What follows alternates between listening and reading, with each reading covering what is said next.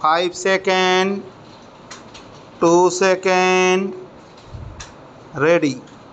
I shall now come to the food problem. What is the food problem? Sir, the food problem stated in very simple terms is this.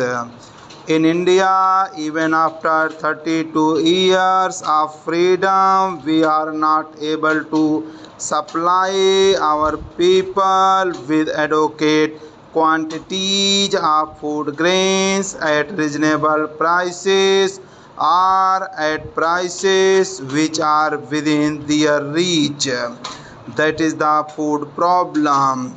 It appears to be a very simple problem, but actually it is a very complicated problem and a very basic problem, in the sense that food prices constitute the core of our entire price structure, and in a capitalist society where there is freedom of enterprise, the price structure or the price system governs the development of the economy as a whole.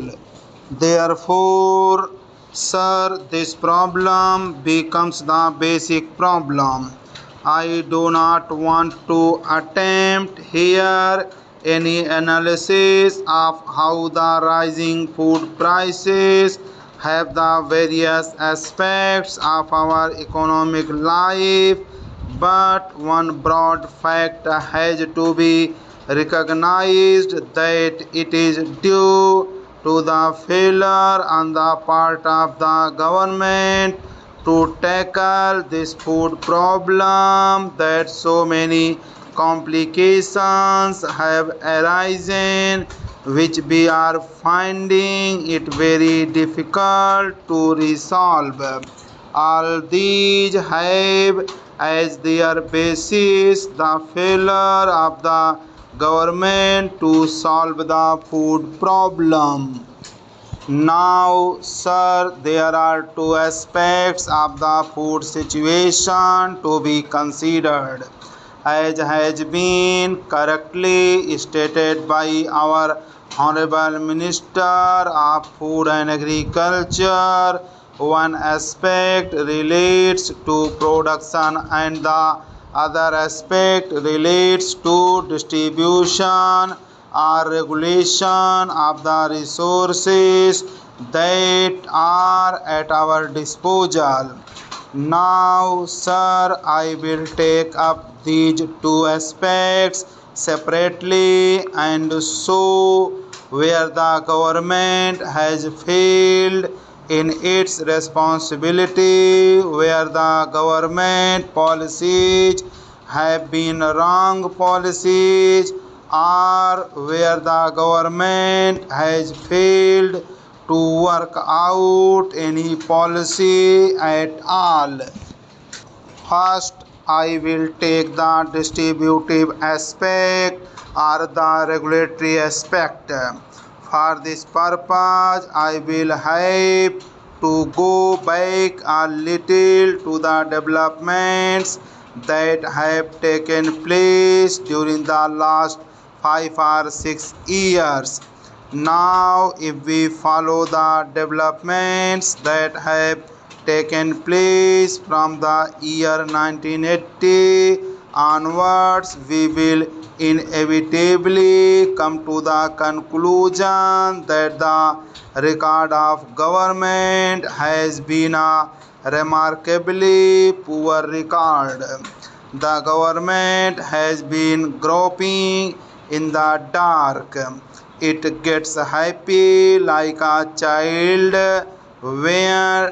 whenever there is improvement in the food situation, and whatever there is more production.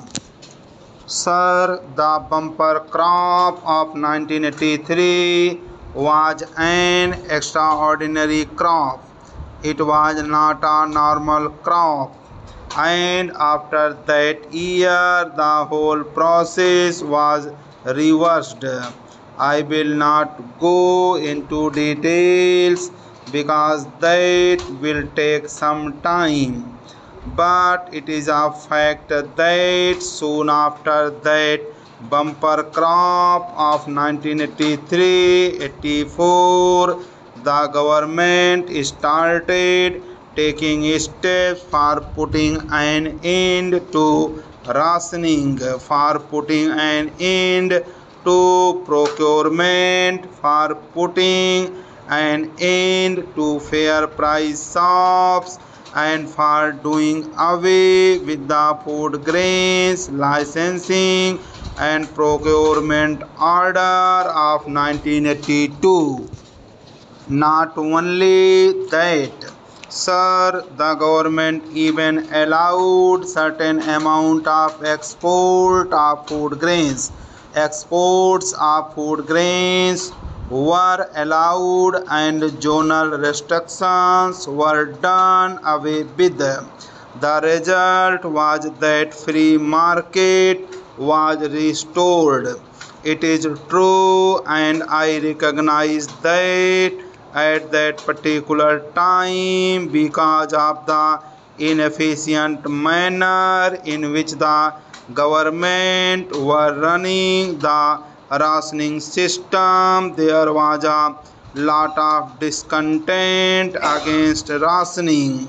So it appeared to be a popular mover for which the government got 3 cheers, but it was a blind policy. They were not looking ahead. They were not examining the basic factors in the situation, and the most basic factor in the situation was that our agriculture is on the margin, that a good monsoon may give us food grains whereby the prices may fall, but the next year a little shortage of rainfall may create an acute crisis. So you have to plan out your whole functioning in a manner that you are prepared for energies, that you do not wait to receive shocks. You have to plan and prepare for the rainy day. Ultimately, what happened was that after 1953-54, everything was relaxed and free market was restored, and so it went on. Mr. Vice Chairman, I am glad that the Honorable Food Minister had placed the cards very frankly before us. Sir, I do not have much grievance about the manner in which the available food is distributed in the country, but my grievance is that the problem of agriculture has not been properly tackled. For that, sir, I cannot throw the blame on the Minister of Agriculture. As a matter of fact, the blame will have to be thrown on somebody who is responsible for planning all these things in the country. Sir, in the first 5-year plan, great emphasis was laid on the development of agriculture. Under the first 5-year plan, in a plan outlay of rupees 2000 crores, nearly 10% was set apart for agriculture.